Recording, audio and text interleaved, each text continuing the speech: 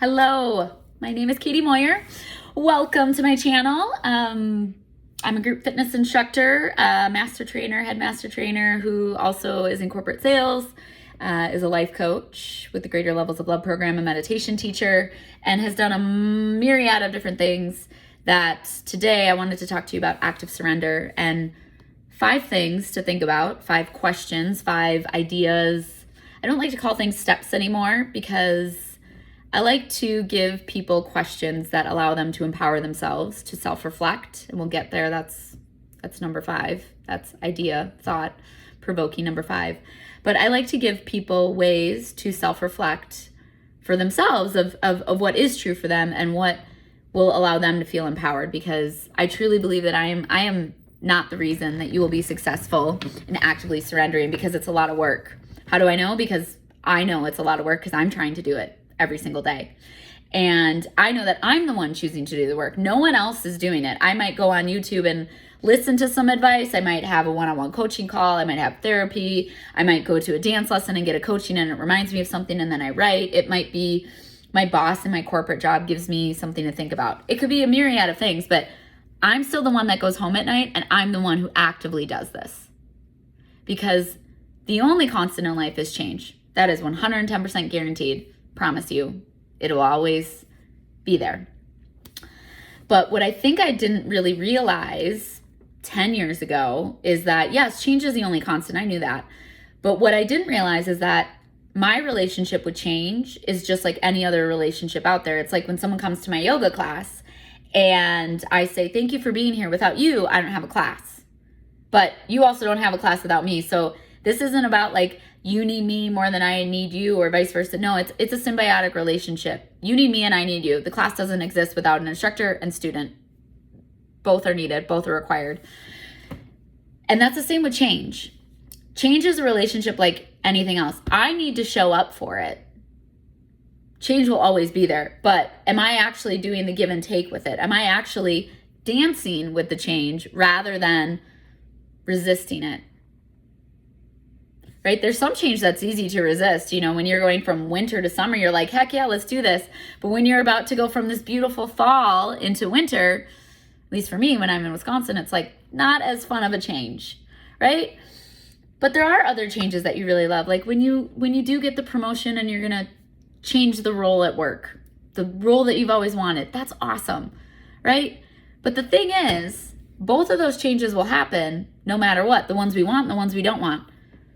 The thing that I have fine-tuned a little bit or gained clarity on, because I had such confusion about surrender before, is the active surrender process.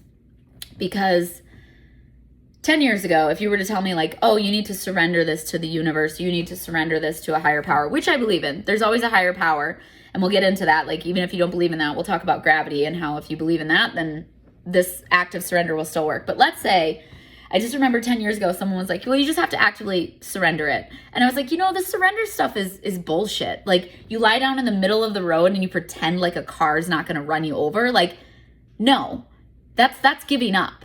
And I think that was like my like I don't give up. I'm an athlete and an artist. Like, I would absolutely not give up. Even on the artist side of me, who, wants to do things just to do them because it's fun and it's light and it's creative and she doesn't really care about the outcome. She still would never give up because she's still wanting to be the artist. The artist in me will never give up. And so it was like, I would get so annoyed when people are like, just give it over, like, just turn it over to surrendering to the process. And I'm like, rolling my eyes, like, yuck, absolutely not. However, in the last 10 years, I've gone through a lot of change, a lot of transformation, personally, professionally, and everything in between. In one-on-one relationships, group relationships, in my corporate job, in my entrepreneurial job, as a life coach, as a meditation teacher. Like 10 years ago, if you would have told me I was going to become a meditation teacher, I would have said, you're nuts. I can barely meditate unless it's at the end of a 90-minute hot Bikram yoga class with pretty piano music in the background when I'm completely exhausted and sweating to death. Like, that is the only way I can meditate. And now I teach it. Because life will always change. Life will always evolve. That is the only constant in life. but I've changed my relationship. I've transformed my relationship with it. And how did I do that? Slowly over time, number one. But two, because I gave my time to self-reflect and self-evaluate on some questions that I'm going to give you to empower yourself to move through active surrender. So that's the whole point of this, because I just taught this yoga class and now I'm like all like woo-saw and hi vibin'. And I want to share this with you because it even came up at yoga with what I read during Shavasana, where actually, you know what, I'll read it to you because I love it. It's from the book The Dance by Oriya Mountain Dreamer. It's beautiful, but it's in the very beginning. But she asks these questions, and I read this in Shavasana today, and it made me think of active surrender and what I've been writing about a lot lately. And here goes. What if it truly doesn't matter what you do, but how you do it? How would this change what you choose to do with your life? How would this affect all the places in your life where you are endlessly trying to be better? What if the task is simply to unfold, to become who you already are in your essential nature, gentle, compassionate, and capable of living fully and passionately present? How would this affect how you feel when you wake up in the morning? How would this affect how you feel about your future? How would this shape the choices you make about how you spend your day? What if you knew that the impulse to move in a way that creates beauty in the world will arise deep within and guide you every time you simply pay attention and wait? What if the question is not, why am I so infrequently the person I really want to be, but why do I so infrequently want to be the person I really am?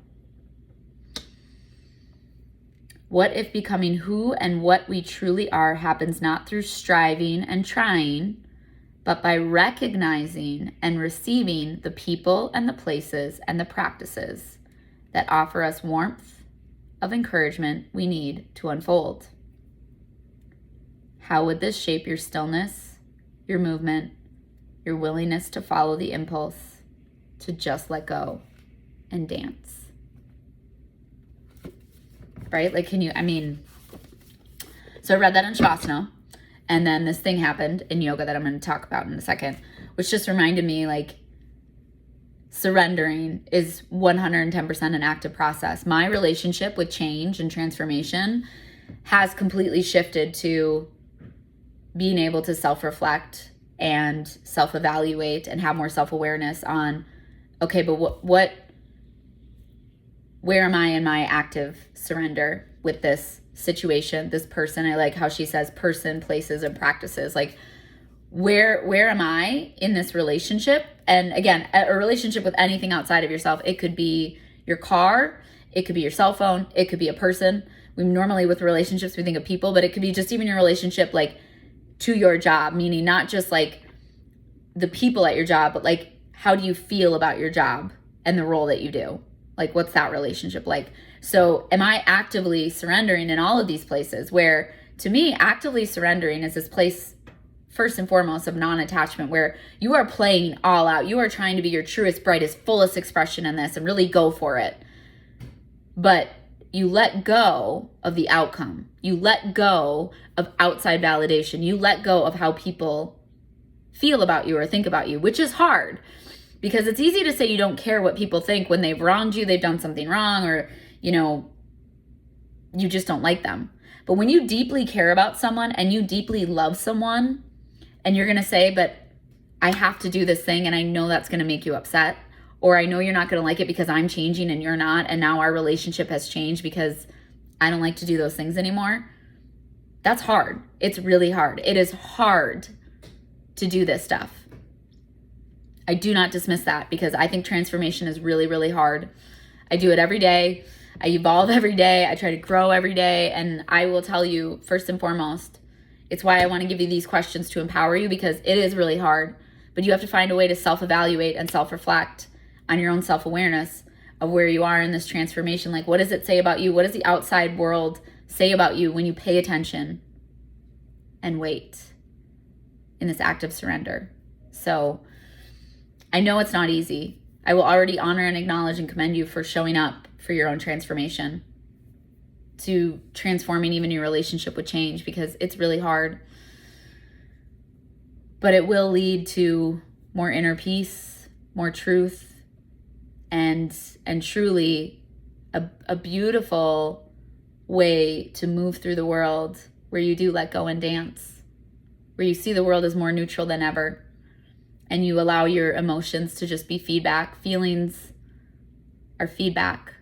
They're not fact, but they're just as important as facts, because there's facts of a situation and there's the feelings that come up because of those facts. And that just gives us, those feelings are such juicy information on actually our thoughts behind and attached to those feelings. So when something comes up and you're like, God, I was just so emotional, it's like, okay, well, what was the thought attached to that feeling? And that's what this active surrender process is all about. And again, when I was teaching yoga, it's symbiotic. Like my relationship with transformation has to be give and take. And so I have to have ways to self-reflect and self-empower myself through this change so that I can constantly tap back into what is true for me, and how can I be my truest, brightest, fullest expression when everything will always change. It's the only constant in life. So how do I know? I always ask this question, like, how will I know that everything's going to be okay? Like, I believe that there's a bigger power. I believe in the universe, God, divine, whatever you believe in, higher intelligence, higher power. Like, I know it's there. Like, I know everything will be okay logically, but there's sometimes in my body where I just feel like, why is my brain and my body not matching? Why is my spirit and my body and my mind not all matching? Like, okay, logically, yep, everything's going to work out. Got it.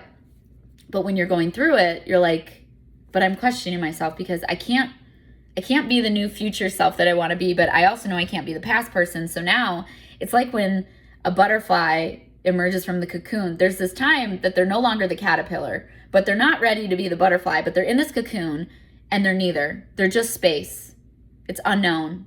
It's like this deep, dark, vast, black space where you just feel lost sometimes. And you wonder, where do I go from here? How do I know if I'm actively surrendering? And how do I know if I'm just putting something on my to-do list to check it off the list because I'm anxious, and I'm just going to go right back to old patterns and old beliefs and old patterns, and I'm not actively in this process of transforming and change? Like, how will I know? I hope these questions help. I hope this empowers you to know, because actively surrendering is a practice. It's just like yoga. There's no end and there's no beginning. The work is never done. There's a beautiful song that I always play. It's called Between, but it just talks about the work is never done. As soon as the moon falls, here comes the sun. It's the same with this, because active surrender will start with, number one, asking yourself if you are completely present. Meaning, are you in resistance or are you in receivership? And I always do this with my hands because it's the best way that I can teach it, that everyone understands. Like, you know, when you're driving and you're just trying so hard to get to a destination and you're gripping the wheel and you're trying to, like, gripping the wheel is going to get you the faster. I know, but I do it too, right? It's not. But it's like, so am I trying so hard that I'm in resistance versus am I actually completely present? Only you can know that. You'll know, because you'll be able to ask yourself, how does my left ear feel? What about my right pinky toe? How does my heart feel? Are my shoulders relaxed? You'll be able to ask yourself questions about your body, and you'll know the answers because you're present. That's how. Number two, actively breathing through it, because it's the one physiological response that, yes, is passive. Like, if you're alive, you are breathing. You might go through your whole day and not think about your breath once. It's passive. But we also have the ability to be actively changing it. And go on YouTube or TikTok. There's 1,000,001 ways to breathe, and there's so many techniques to bring more calm, to reduce anxiety. There's so many things. But the whole point is, are you actively breathing? So, you know, sometimes when you're gripping the wheel and you're like this because you want this outcome so bad, and you're like, ah, and then you just relax, and then you just breathe.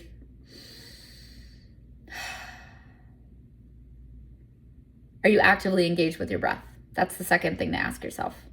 The third thing is, can you honor and acknowledge that you have the courage to let go, to soften, to pay attention and wait? But not just wait, like lay down in the middle of the road like a car's not coming over you. No, actively wait, meaning, can you give over? So I think this is the biggest piece that I miss about surrendering. When you want something so bad, can you actually just say, okay, no, I'm going to let it go? And I know this sounds weird, but I've done this before. This is a weird meditation practice I have. But when I'm like, I just really, really want to hit my numbers for my corporate job. And I need it. Why do I need it? Because I'll feel successful, because then I'll know that I'll have another year at my job. Like, then I know everything will be okay. Then I won't have the embarrassment of I got fired from my job. Then I won't feel like a failure. Like, I need it. I have to have it. Okay, well, what if I just said, okay, I let go though. I know I'm really scared, but I'm going to let go.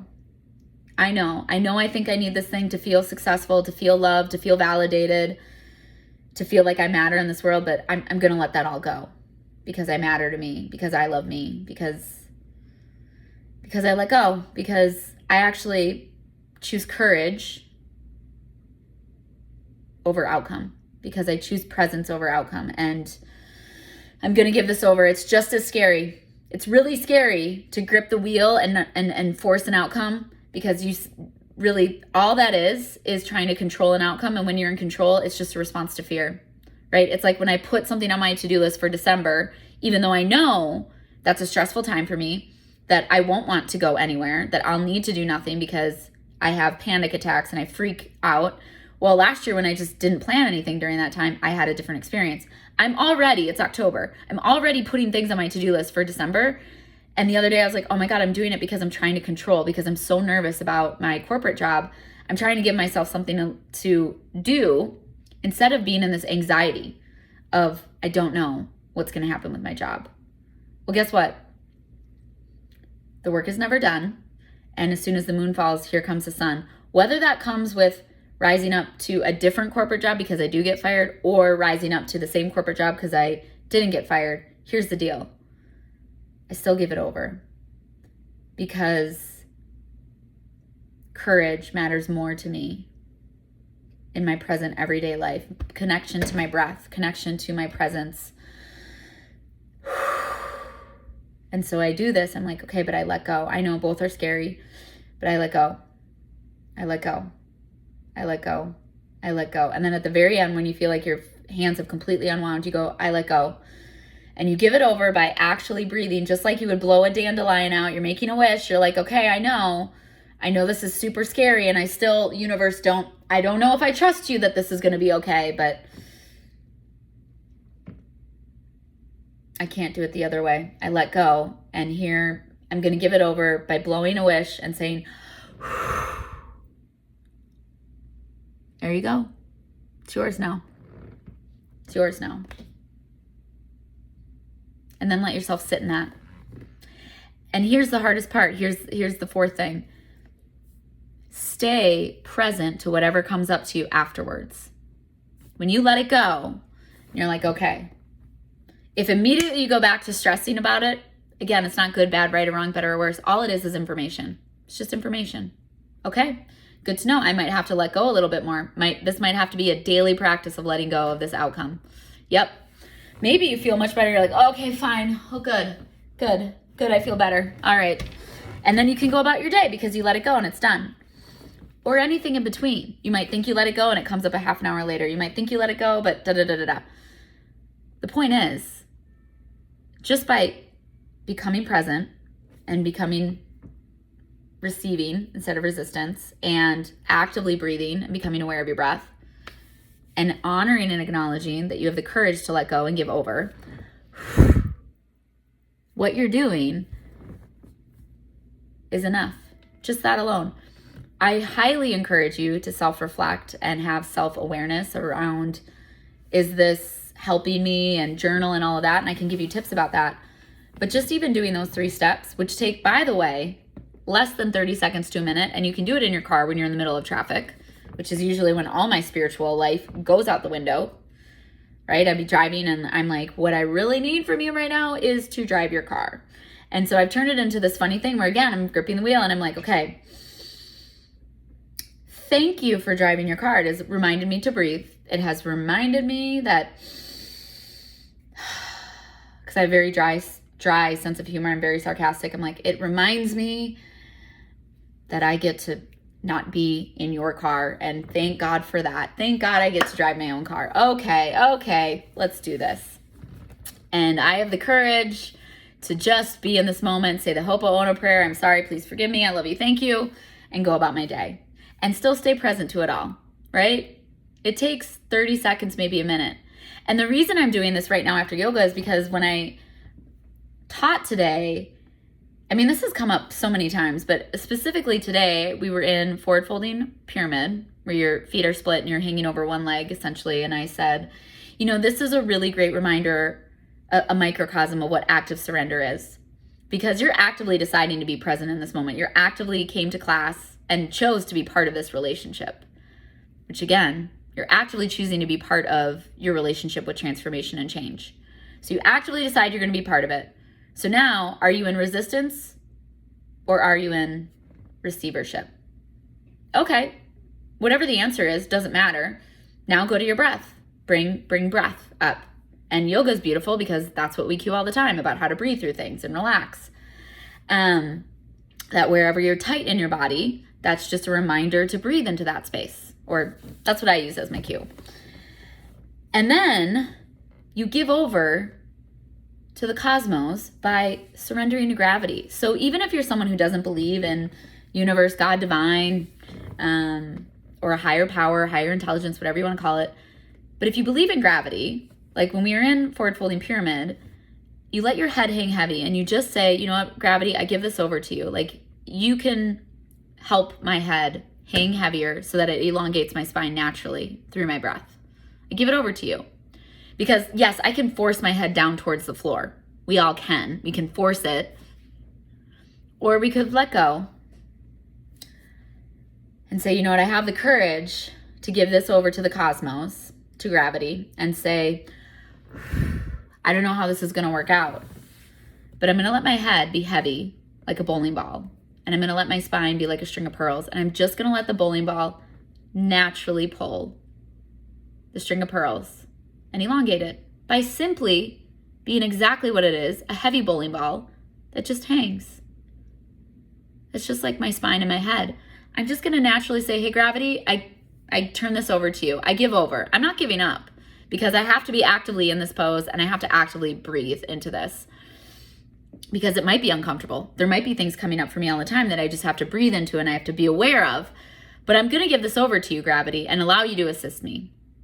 Just like when you go like this with my exercise and you give it over to the universe, God, divine, cosmos, whatever word you want. You say, I still don't know how this is going to work out, but I choose courage over forcing. I choose courage and I choose inner peace and I choose breath and I choose to be present with this, even if I'm uncomfortable, even if I don't know the outcome, even if I don't know what I'm going to learn about myself. I give it over. And then you just stay present to it, right? That's why we hold things in yoga. Things will come up.